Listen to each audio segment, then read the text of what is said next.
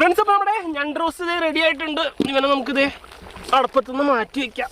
അമ്പട കള്ള.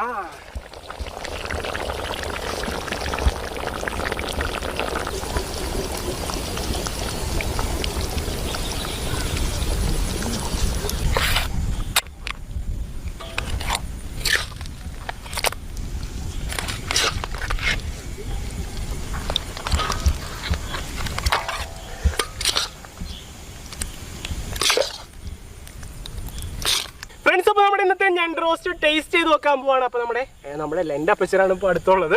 അപ്പോൾ നമ്മളത് കഴിക്കാൻ പോകുന്നത് എങ്ങനെയാണെന്ന് വെച്ചിട്ടുണ്ടെങ്കിൽ നല്ല കുത്തരിയുടെ ചോറ് വാഴയില കൊണ്ട് വിളമ്പിടാം.